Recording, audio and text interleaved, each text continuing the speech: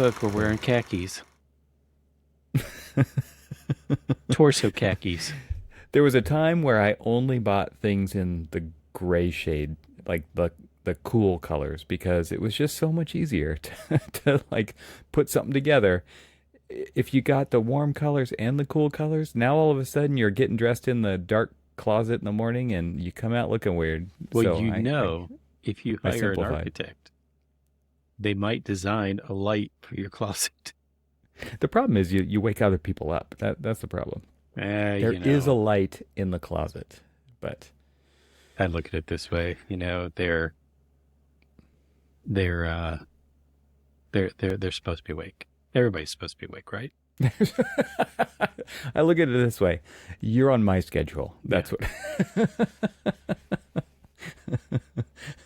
I think you do think that because when we were in DC, you're like up super early Or what we call or on up the super late. or what we call on the Eastern time zone, normal time. Normal. You're right. Like, Oh, it's like, yeah, yeah. yeah, I was Uh, awake pretty early. Little earlier than me. Yeah, all of Uh, you West Coasters were like, "What's this? I need I'm coffee dying. first." I hate traveling to the East Coast just because of the time difference. That's the worst part of it, for sure. So It's it's like the flight, it takes forever to get there. Like traveling west is better. Come on, you know it. You e- actually get your time back when you travel west. it's like a surprise when it comes home, It's like it didn't even take that long. Come right? on. Yeah. Yeah. So So, okay, you have so we're back. continued Cormac's architectural summer adventures. What is going on? What is in the water? How Oh my did this gosh. work out? I mean, it's just one thing after another. We've chronicled it on this podcast, and I Right. can think we're going to continue to chronicle Cormac's. How can I fit another C word in here? Cons- construction? That doesn't sound right. Mm, Yeah, I don't well, know. We'll have to ask although AI it's for a. Cormac's chronicling Cormac's curiosity.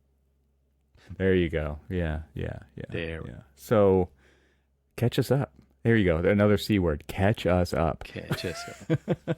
Since it has been a while since we've It talked is. because of various reasons. Yeah, I we've mean, had, summer just this happens, but other reasons as well. But and whatever you're willing to I share, took I would love to hear what has happened in your I chronicles. took that ever so needed and rarely ever used.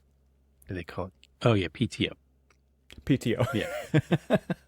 So Yes. decided to go and visit the office and just had this weird bug where we're like, okay, we're coming.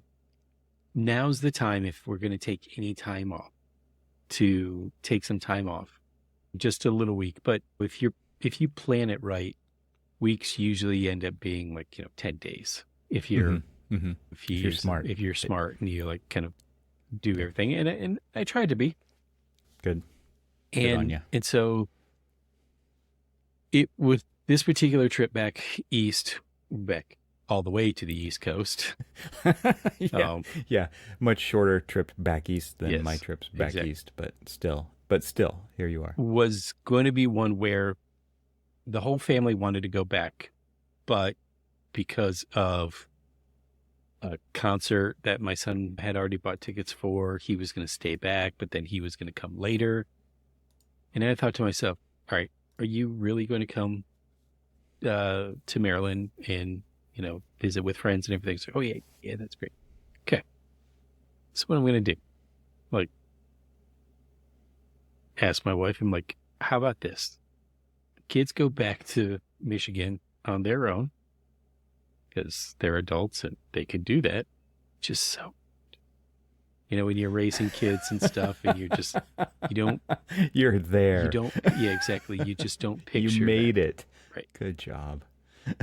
Pat on the back. Exactly. So I said, I basically asked her, I was just like, what do you think about driving up the East Coast and going to Nova Scotia. She's like, are you serious? Like, yeah, why not? We've got passports, we'll travel, right? And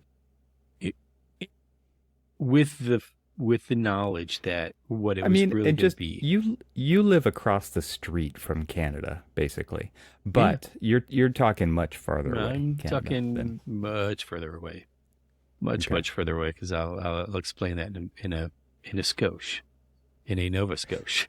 In a Nova Scotia. There you go. There's the title. All of this was kind of a ruse, because one of the things that I wanted to do for our 25th wedding anniversary, and she'll probably kill me, but she doesn't listen to the show, so she can't. Yeah. She won't. Is her 50th birthday was this year as well. And so I've been calling this year 29. Sure. We'll go with that. Whatever. Yep. No, actually she owns up to it. She's like, I've earned it. At some point the switch gets flipped and you've earned it, right? Yeah. Denial. I've earned this, damn it. Exactly. So, all right. So this was all sort of a ruse, because one of the things that I wanted to do for our wedding anniversary is, she is a massive fan, watches it all the time. I bought her the box set, the DVD set of Anne of Green Gables. She's got the book series, everything. So she grew up watching the movies, quoting the movies, quotes the movies to my daughter all the time. And so she's a huge fan, which is great. And where it was filmed, where it took place, and where the author was born and raised was in Prince Edward Island. And so that was really the plan, is that, sure, we'll go to Nova Scotia, but really where we're going is we're going to go to Prince Edward Island. But we had a long trip, and we weren't going to take this trip, try to like pound out, I don't know, somewhere around the neighborhood of like 13 to 1,500 miles in like a day or two. We paced ourselves, made it kind of an adventure. And so as we were driving, I found the opportunity to say, hey, I think we need to stop for a break. Took the opportunity to stop in multiple places just to break it up, but also do some exploring. And one of the first stops was in Yale, New Haven, Connecticut. And I'm like, I think there's some Louis Kahn buildings here. And I think there might be an Eero Saarinen building here. And so the good thing is let me preface this by saying that I do have a wife that appreciates architecture and does actually enjoy some of these side trips. So it's not an well, especially if they're amazing, right? Yes. It doesn't hurt. And okay. And so the art museum by Kahn, got a chance to, get out, walk around. The art museum? What? You didn't go to Texas. What are you talking about? No, the Yale Museum of Art. Okay, so I'm hearing this for the first time now too, yes. Listeners. So Cormac needs to give a little more context here. A little more context. I don't have any of the pictures up to like flash to you guys right now, but but we'll put them in the show notes.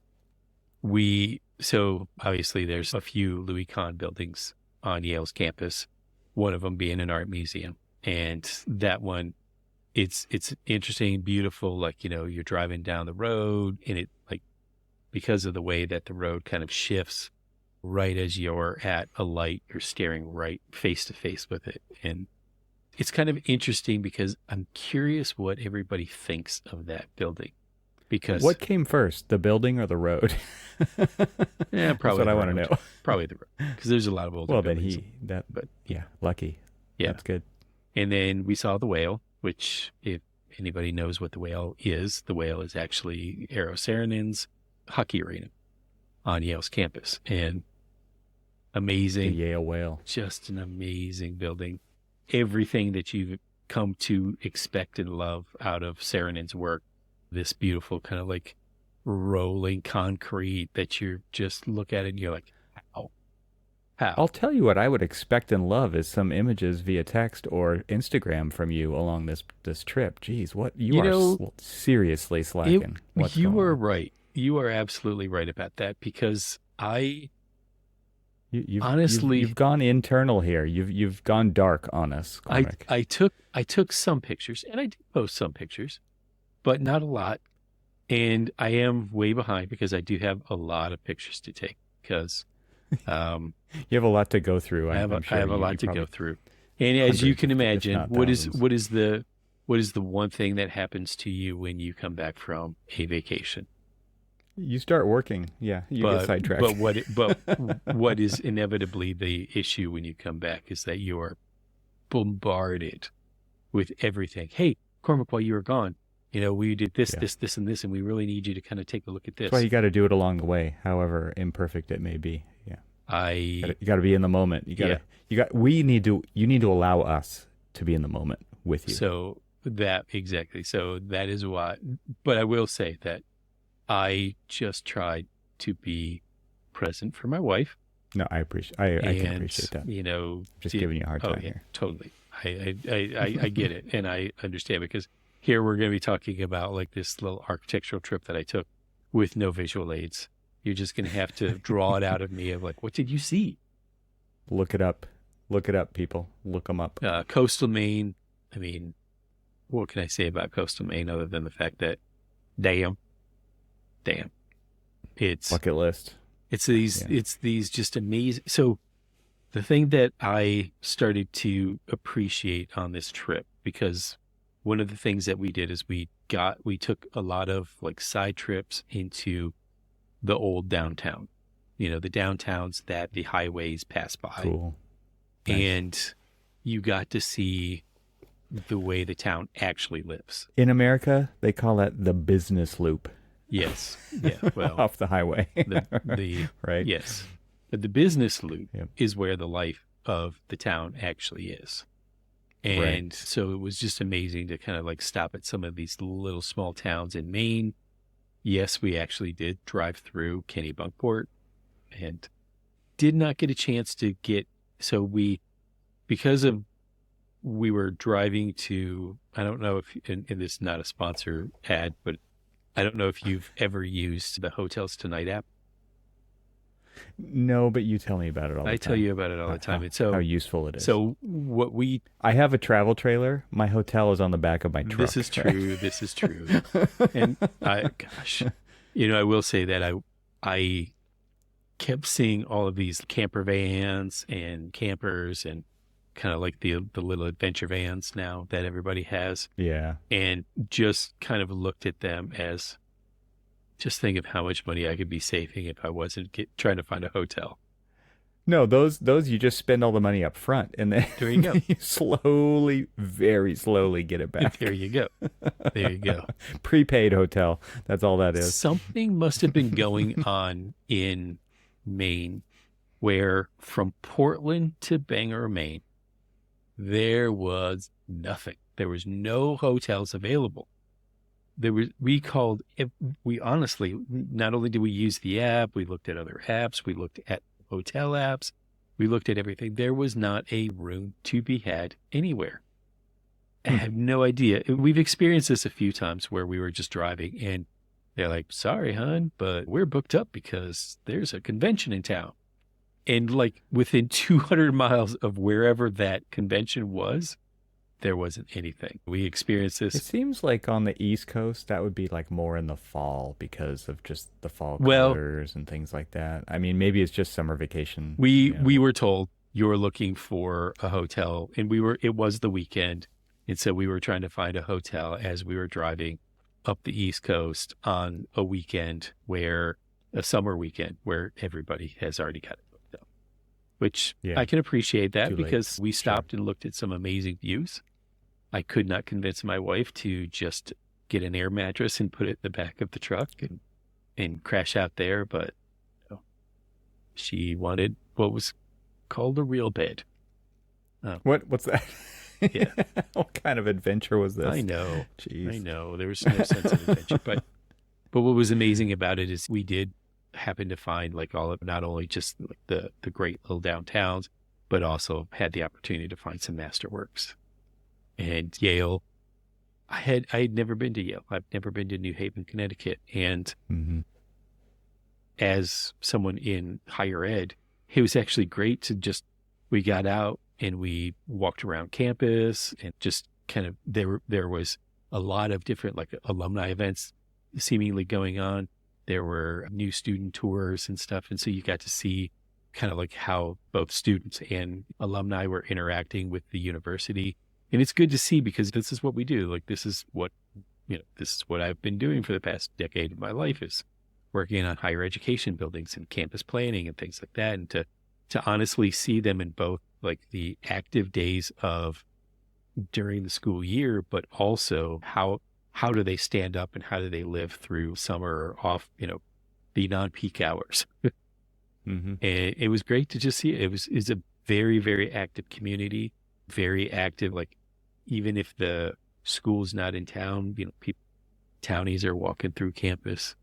But it's just it's a cute cute city, because it is actually a decent sized town, city, town, town. What do you want to call it? Whatever it is. New Haven, you're a city to me, or town, I'm sure.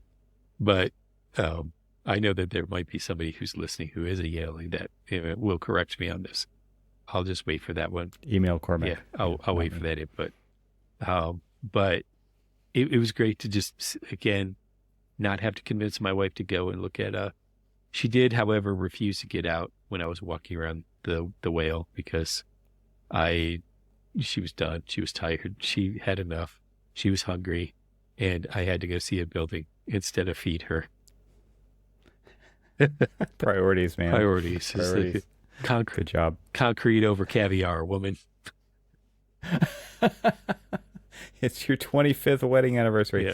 I'm going to go see some architecture real quick. Hang on. I did find a nice Italian restaurant, had a fantastic 5-course meal, and then hit the road with half of it in a box because she wanted to go and find a hotel. She wanted to at least make it to Maine, and then we made it to Maine, and then realized that we'd have to keep driving for a while. I will say that driving to Canada, probably any foreign country, but when you're crossing over the border on the ground and they start asking you all sorts of questions about why you're there, can we see your itinerary and all this other stuff, and you're trying to convince them that you are a sane person and safe person and you have no itinerary, you're making it up as you're going along, and you only have one area that you actually have reservations for. And the rest of the days that you're doing, you're just going to try to figure it out when you're there. And they looked at me so skeptically. Like no one does that anymore, I guess. I'm just holding strong to that, like just making it up as you go along kind of like travel philosophy. Yeah. It should be allowed. Yeah. But the border guards were highly suspect. They were like, do you have any weapons on you? Like, no. Do you have any weapons in the car? No. It was just like, I'm not that kind of American. Okay. No. She was very like skeptical about the whole thing. I'm like, no, I seriously not that one. Not that guy. So it was really sort of interesting. So then we get to Prince Edward Island was our first destination, and we did everything. Anne of Green Gables. Yes, they have the Anne of Green Gables historic site because even though the book is a work of fiction, it still is all based off of the writer's childhood and life. And so where she lived and the adjacent property that was patterned after Green Gables actually are real buildings and were where her cousins lived. And so like a lot of the stories that she was telling about the main character, Anne Shirley, was all based off of actual places and that you could visit. And so, of course, my wife cried when she saw it because it's totally a part of her life. And And this Yeah. was the thing is like, it was so like amazing that there were people from all over the world. That is not hyperbole, all over the world there visiting this site. And it goes to show you how, not only story, but even like the places in story that The like backdrop the of the backdrop, story. Yeah, or the environment. shall we say, the architecture affects people. And because like the main one of the two main characters of the stories is Anne Shirley and the Green Gables house. And so the people came from all over the world. They become a character, right? Yeah. I mean, that is interesting about space and places, Yeah. that they can actually become a character. I think about Kubrick films, right? Where Oh, absolutely. Yeah. the hotel, and there's the Psycho House, Yeah. and there's so many examples of that kind of thing, and it actually is a character in the story. Right. It's pretty incredible. Right. So for her, I bet it was extremely, like, not only nostalgic but just cathartic to actually go. I'm sure she imagined herself there someday, and then She there she imagined was. herself there all the time. As she was just like, I think I was reborn from. I lived in the Victorian era. She says, I know I did. Yeah. And that's Past lives. yeah, There you exactly. go. And so, Yeah. but she's also just pictured herself on the cliffs, the Cavendish cliffs, where like some of the main scenes in the book and in the movies take place. And so there, of course, we were to celebrate. And this was a belated celebration because we did have an actual, like, on the day of our wedding anniversary, but time, family commitments, and everything else got in the way. Dude, I just recently had an anniversary, and I got flowers for my wife, and I'm not complaining at all. I love my wife's response. She's like, "What are the flowers for?" I just think, I always think it's so funny. Well, we've done that so many times. We've been sick on our anniversary. Somebody's been I was even out of town at an AIA convention, spending time with you rather than my wife. Oh, yeah. There's been all of these different occasions where like we just don't celebrate it the way that normal people do. That's how things work. That's normal life right life, there. yeah. And this time I said, like, this is our 25th. We've got to do something special on this one. And she wasn't expecting anything. And I wasn't even letting her know. So she thought that our wedding anniversary was... Oh, so this was like an internal monologue that you were having. Yeah. We need to do something special for this. Yes, That was you talking that was to me you. talking. Okay. Like she, All right. again, wasn't expecting. She was probably, expecting what are these flowers for? Kind of thing. And we did have a nice dinner together and spent some a weekend antiquing, I believe. And that's what she thought our wedding anniversary was. And she, in her own words, she was like, "Oh, this is perfect." Like, you are officially old. We spent a weekend antiquing. What's sad about antiquing now is when you go in. It's not even like really antiques anymore. It's when you go, "Oh, I had that when I was a kid." Yeah, it's stuff from the 70s. Totally. Total side note here. If you go to the Henry Ford Museum in the Detroit metro area, they have this whole area dedicated to everything we grew up on. Everything we grew up on. There's the first Mac. There's Simon. There's all of these things. There's like all of these things. And we're like, yeah, I had that. Oh, Commodore 64. Oh, I wanted that. Yeah, exactly. Whatever it was. Or I wanted that. Or I had a friend who had that, and I coveted it. Yeah. Oh, look at these rich people had this kind of thing, because they even have like a teenager's bedroom set up. Like, what is the typical teenager from the 80s?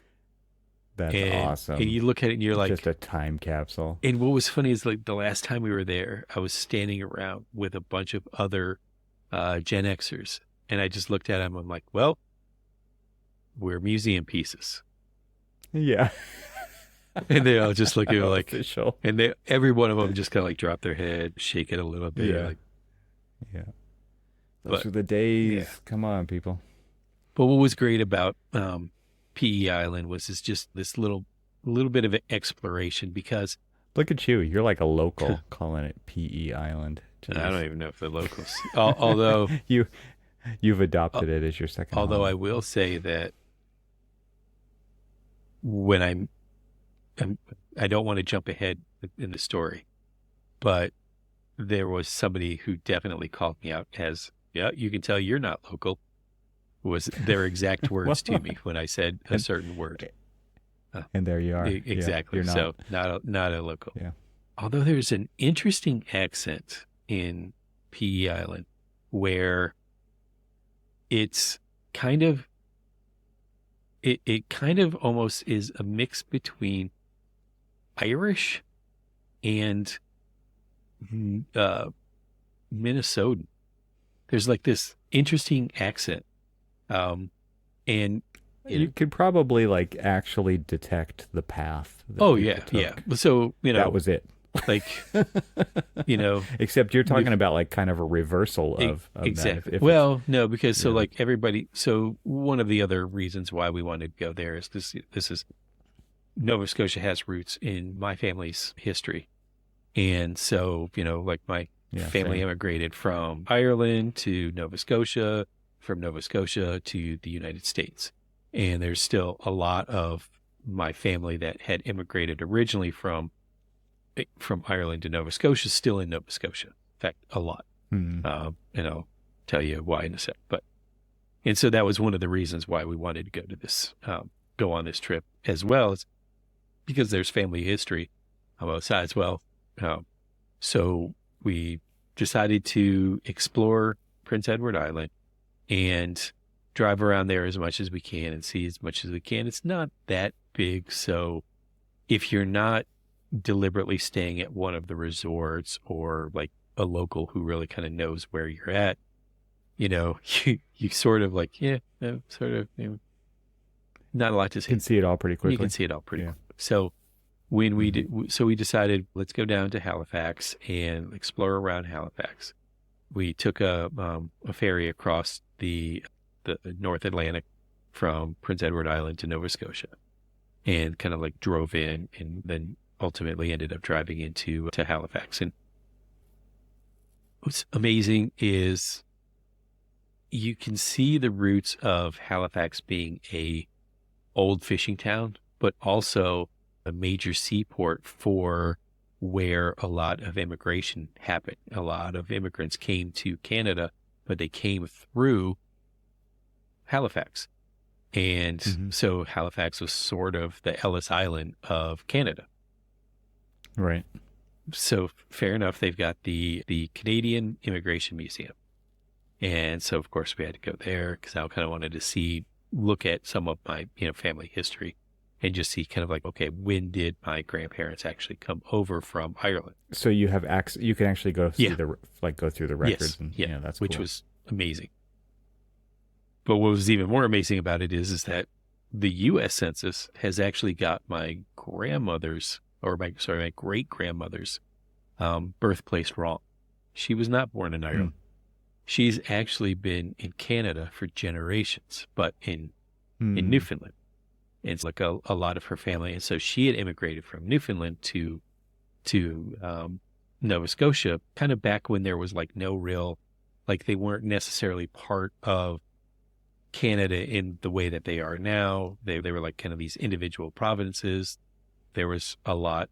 So there was and you'll appreciate this with your family lineage. Their family did come from Ireland, but their other parts of her family also came from the Nordic region, the Scandinavia.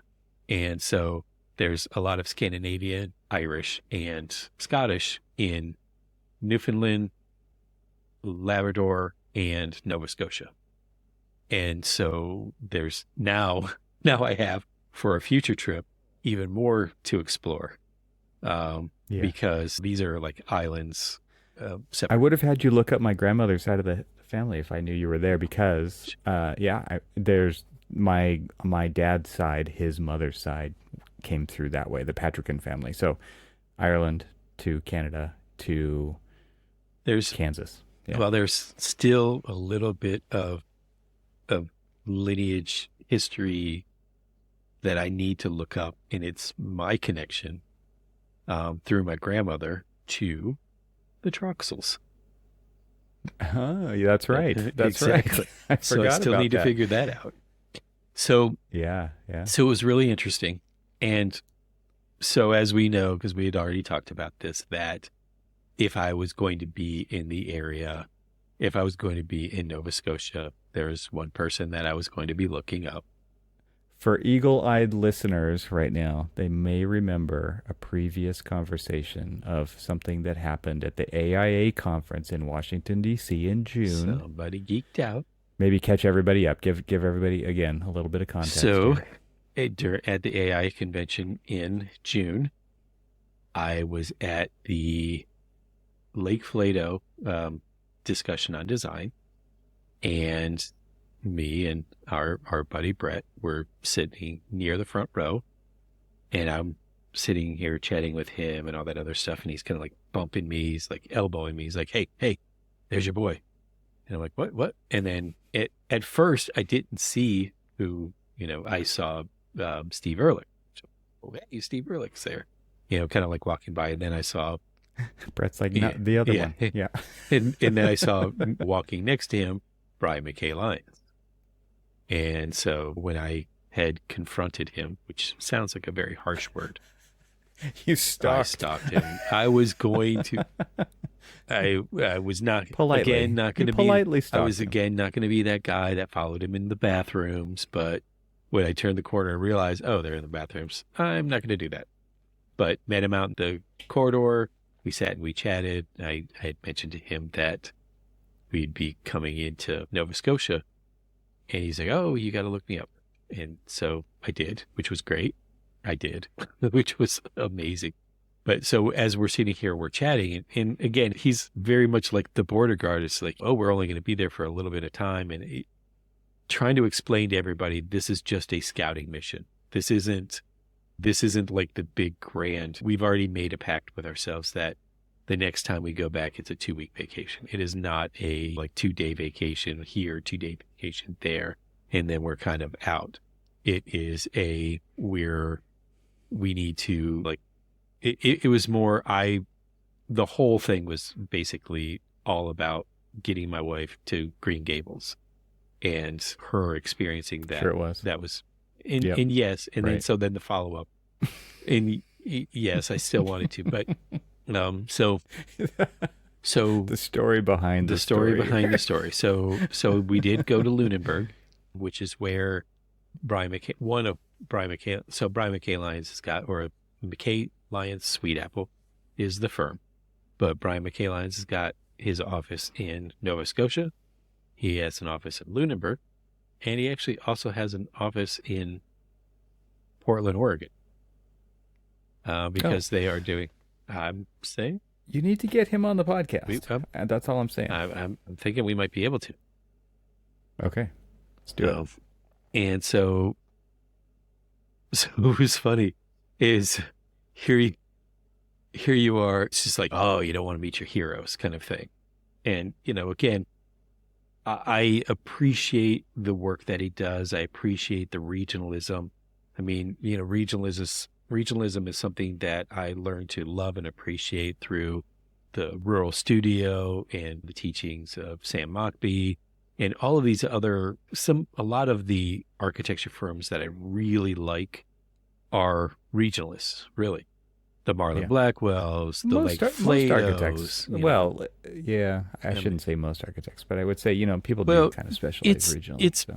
It's different, though, when we're talking about, I don't really want to say Starchitect, but I guess Starchitect. It's like they're Sam. In your eyes, in our eyes. Yeah. Right. Sam Mockbee, he practiced in the Southeast, and it was all about the reinterpretation of the way that people lived, especially like the trailer, and right. And, in the evolution of that, in the materiality and everything else. And it was just some amazing work that he did. And it's this, you see the same thing with a lot of these architects, and too many to name, but Sure. Faye Jones and all of these other ones, Schindler comes Schindler to mind, and exactly all of yeah. these people that Right. they really were developing a language of their area, right? Yep. And I yeah. Materiality, right? All kinds of things. And Yeah. and Environmental. honestly, Yeah. because of like the emotional connection that I have, or like it's this weird emotional draw to Nova Scotia that I have, that of course I never knew anything about, only because of the fact that I knew my grandfather was born there. I knew that my family had emigrated to Same. there. So like I had this just draw. And the more and more I was learning about it back in the day, and then into architecture school and learning about Brian, it's just this amazing stuff. It's just like, here's somebody who's in tune with the place and is developing a language of architecture that is drawing inspiration from the place. And to finally Totally. to finally get a chance to actually see where he I just have to say, like Rand Elliott, Oh right? my Like gosh, an yes, amazing thank you. example of Yes. that kind of thing. Rand Yeah, Elliott, of right. course. It's just like to finally get a chance to see like where, the place where he draws a lot of his inspiration from for the work that he does. It's just like, yeah, I get it. I get it. This you can see the lifeblood of the work that he does in the place that he's from. And it was just amazing to see it. So like we pull up, and the first thing we do is we pull up and show my age again there, Evan. We pull up in front of an antique store.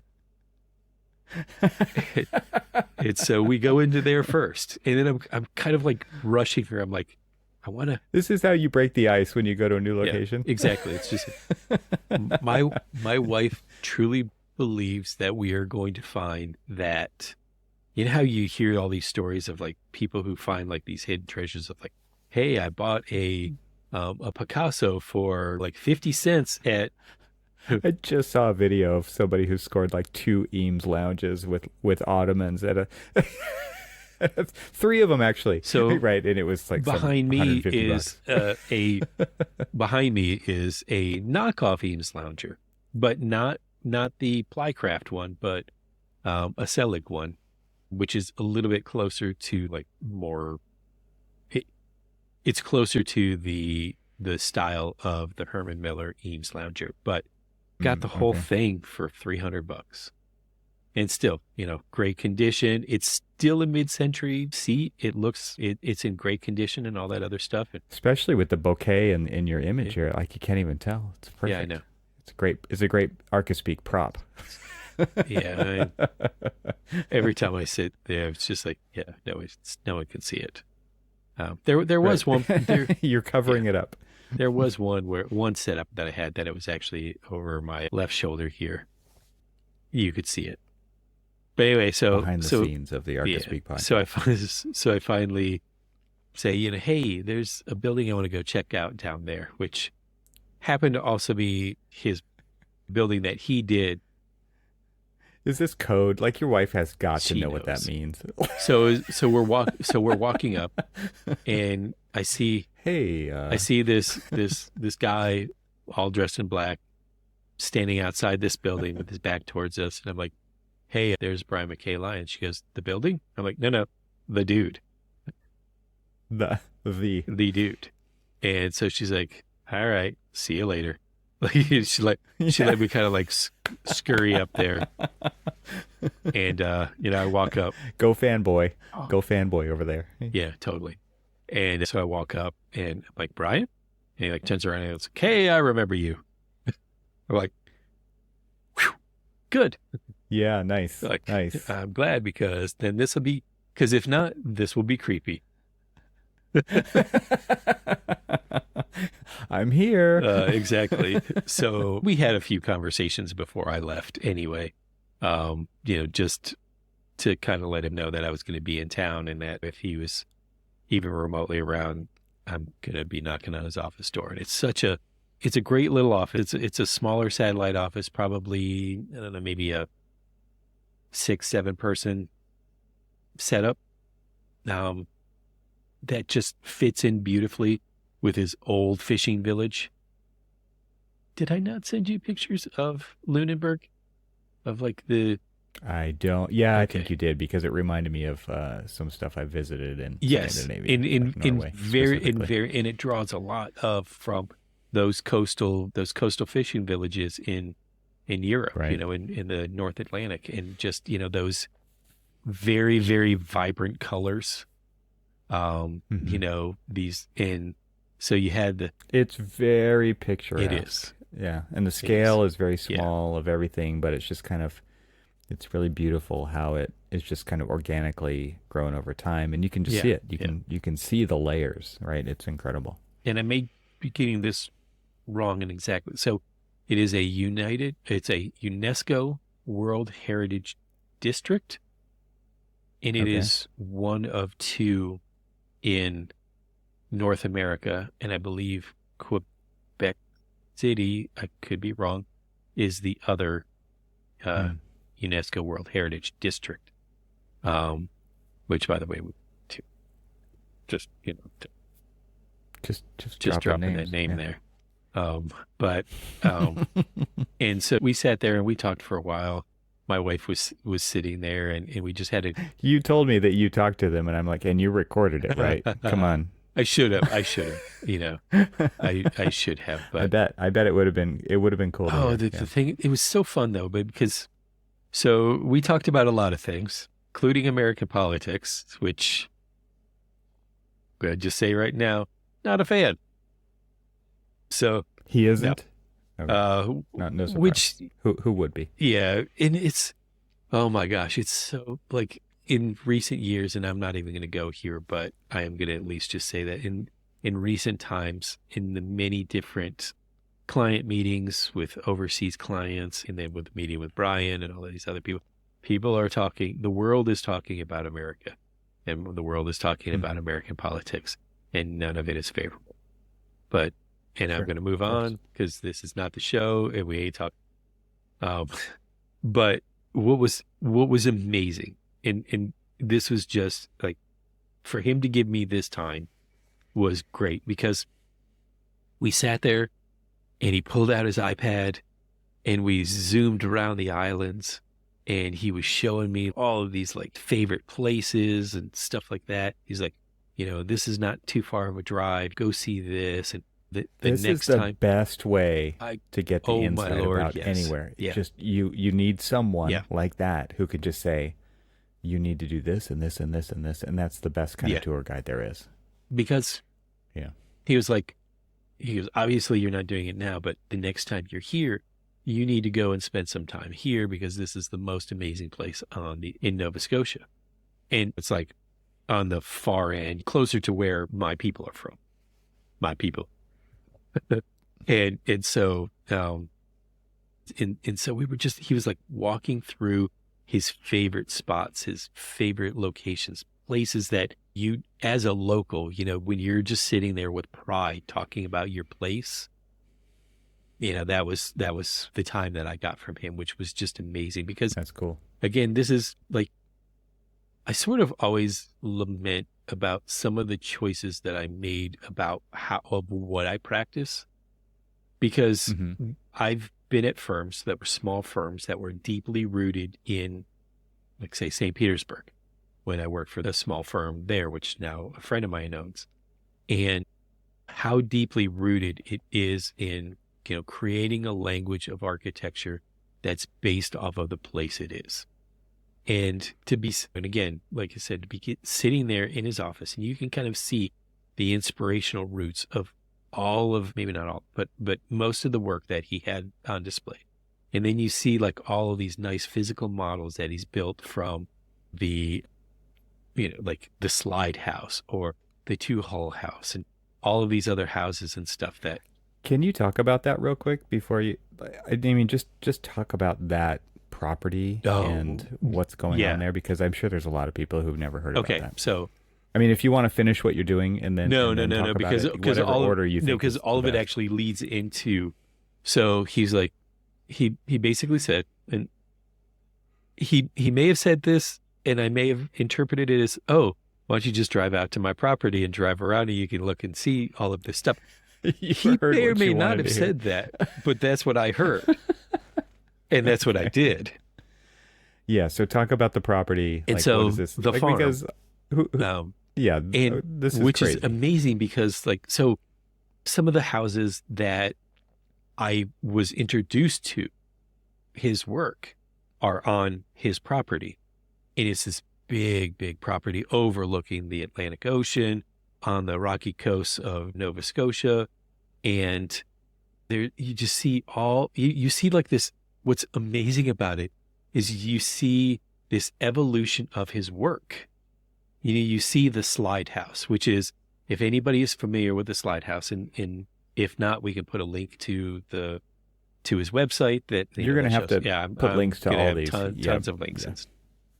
But the slide house is basically the hill is sloping, and you took this box, and it looks like the box is like, sliding down Rotated. the hill, but it's really yeah. not. Then you have like this horizontal line of the windows cutting through that, is what appears to be diagonally cutting through, but it's basically cutting through the plane. And so The diagram is very clear. The oh my party of gosh. the design is very clear. to And most the people. execution is very clear too. Going back to that whole like idea and execution thing that I've been talking. And but I mean, like all of these houses that I became familiar with his work, there's a lot of them in this area. And then there's some evolutions of some newer stuff. These cottages, there's the ghost cottages, or there's his own personal houses there. And then there's a lot of Airbnb rentals and stuff that he now has that were part of, I think, his ghost studio that he had at one time. I did find out that they do offer, like, I don't know if it's a summer internship or something, that, basically you, I guess come work for him and also live and work on the farm. You'll be working on the farm too. Like, I'm curious if there's an age cut. Yeah, I mean, it's like, sign drag me up. my 54-year-old honey out there. And, I could make it work. I mean, if he needs me to shear the sheep that were roaming around the farm, I can do that. I can do that. I can do that. Just watch some YouTube videos. I'll be there. Look, you know how many times you and I have done mechanical work on vehicles by YouTube? I'm pretty sure. Look, I've watched Clarkson's farm. Yeah, I can do it. If he can do it, I can do it. But I mean, there was just amazing work out there that just like, it was so funny. It's like I was driving uphill, and you're basically driving uphill and you're like staring up into the sky. That's how like the steep the slope is. And I can't see the crest of the hill. And I like, you just kind of like feel it, your vehicle drop. Kind of creep over So the you top. creep over the top, and then it just opens this view up to like, you get to see like all of the Atlantic coast of his property. And and then it just opens this view of like all these works of his dotting the horizon and dotting your Objects and and it's just landscapes, like, right? oh my gosh. And there's so, Yeah. like what we were talking, And they're all different. They're all different. But like what we were talking about with Frank Lloyd Wright in his philosophy of being of the landscape and not on the Organic. landscape. Oh, that's right. The quote. He had that quote. Well, but I mean, the architecture is more organic than nature. Well, no, not that. Not that one. But just the being of the landscape rather than on the landscape. Mm-hmm. Is all of these are so beautifully blended in that they look like they belong there. What's interesting though is they are so different, and yet you can kind of see a thread because of that. Maybe because of that regionalism you were talking about, but it's like materiality, the way that they've weathered over time. All that is a big part of it. I think, and so it's pretty incredible. You get to see the evolution, not only of his, let's say, initial understanding and his initial interpretation of the regional architecture and how he interpreted it, to then this kind of evolving idea and notion of what architecture is and what place is. Mm-hmm. So it's just kind of an amazing, it honestly is really amazing to see all of that like pulled together so that you can sort of see almost like you're looking at an anthology book of somebody and you see like their career, their span of their career. You can see it in the landscape, and it's just so cool.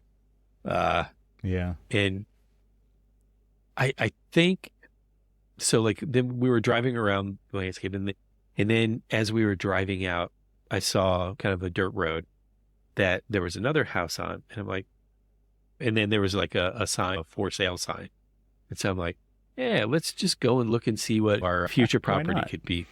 And I drive up there, and then happened to be like a couple of the Shabik like work trucks or something like kind of like came up.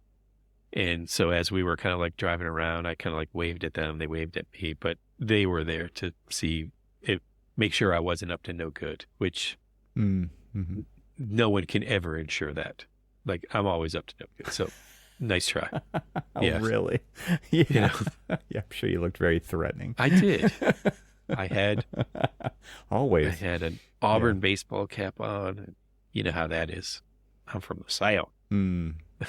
Yeah, red flag right there. No red flags. But so that portion of the trip, and there is a lot more, but that portion of the trip where, I got to see, so it was interesting is like that portion of the trip, we got to fulfill two bucket lists. My wife's finally getting a chance to see, experience, tour, and walk around the grounds and touch the same things that Lucy Maud Montgomery had touched, and see the inspirations of what she saw when she was writing those books. And so my wife got a chance to see all of that, and I got to see like one of my favorite living architects at their office, got to drive around some of their work, and kind of just plan the next trip there so I can spend maybe a little bit more time and maybe bring you along, and maybe we can do a podcast recording with him on like sipping tea and coffee overlooking the Atlantic Ocean, because that sounds great. It does sound great. And Man, yeah. what the heck? This is like chapter 5 in Cormac's Summer Architectural Adventures. This is insane. It was so not planned, but happened beautifully. Just kind of like, when we were talking with Angelo about our trip and kind of pulling all of that together, where we had like all of this big plans of like everything that we wanted to see, and we only got to see like a small portion of it, but half of it was made up and half of it was planned. It was sort of the same thing. Like most of this one was made up, but still somewhat planned, at least just to get her up there without her really kind of knowing it, but not really knowing it. She didn't really know where we were really going. And that was the joy of that one, is just like, not going to tell you that. But I will say that if anybody plays the alphabet game when they're driving, which is basically finding words that start with A, B, C, all the way through, Canada is brilliant for that. Yes, there are large stretches of it. Why? Because the signs are in both English and in French. So damn sure can find that Q that you rarely can ever find on American road signs or cars. But Quebec, thank you. Because there it is. Yeah. That's cool. Oh, I'm super jealous. That's awesome that you got to do that. So yeah, call him up, get him on the podcast. Let's do this. I think it'd be fantastic. Oh, absolutely. Yeah. We'll have to do it. All right. Well, is there anything else? Are we're gonna take some more summer vacation? Well, I can't even tell you. I am.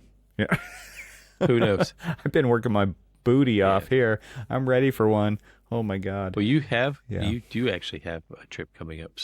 I have made reservations. There's many miles involved in ours, but yeah, we'll be road tripping to South Dakota in a couple weeks. Well, so how many miles is that? Because I'll say I put just around a little over 5,000 miles on my car from Detroit to DC. Of course you did. To Nova Scotia. It's kind of what you do. Yeah. If I look up like Custer, South Dakota, it is 20 hours of driving. It is let me click on it and see. It's 1,335 miles to get there. Okay. So That's the minimum. Okay. It's at least 2,600. It'll be quite a bit more Yeah. than that once we're all So, done.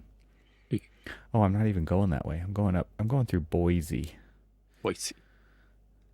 I'm going the northern route. I'm Oh, going Boise, Idaho oh, Falls. nice. Yeah, and I'm not going to go down through Salt Lake City, which is the faster route, but Have you ever been to Idaho? it's not that much faster. And we're going to go through the Tetons Oh, nice. and stuff like that. So through like Jackson, Wyoming, and that kind of area. So yeah, there's a lot going on this trip, and I figured I had to start planning it. It is literally like less than 2 weeks away. Yeah. So Well, it's going to be a big I one. am going to say in future episode, we'll definitely talk about that. Oh, if we want to talk a little bit about like my impression of Quebec City and public spaces and where America went wrong with creating these beautiful like little Oh, the grass is greener my over there. gosh. Quebec City. Wow. Like old Quebec City, man. Urban planning. It is the closest thing to France outside of France. It really yeah. is. And although so you walk into every place, it's just like bonjour, and you're like hello. So I heard it's a different version of French there. Is that well, do you know anything about that? If you believe everything that I have heard and everything else, that because it was isolated, it is actually a purer form of French than what is spoken in France.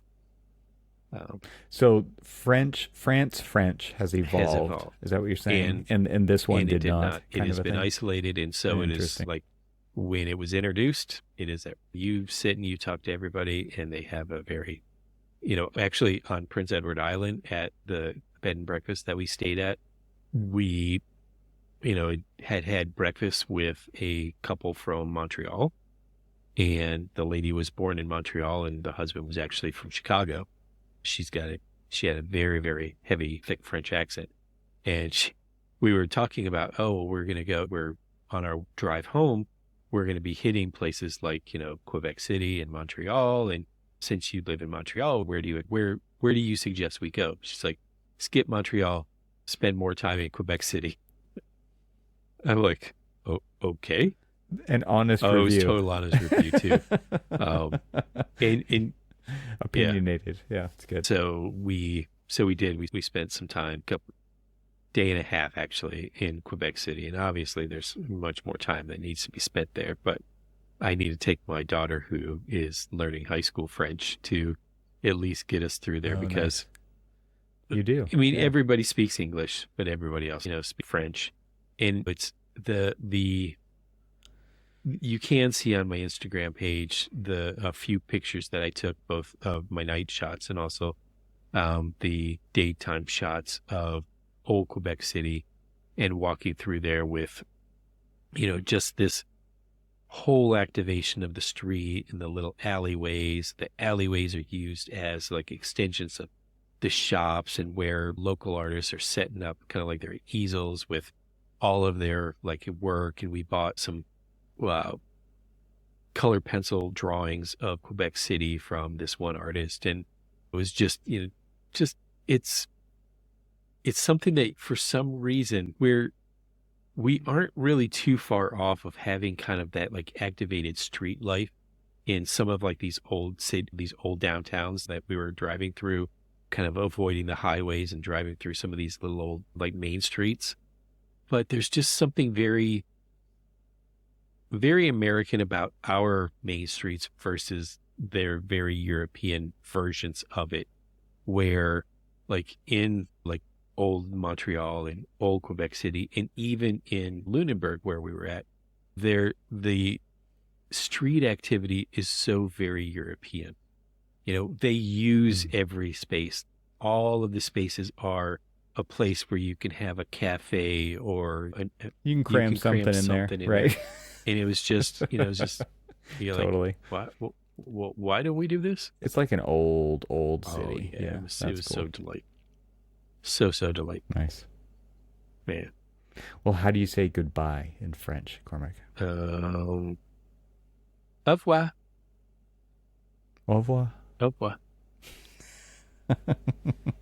Good job.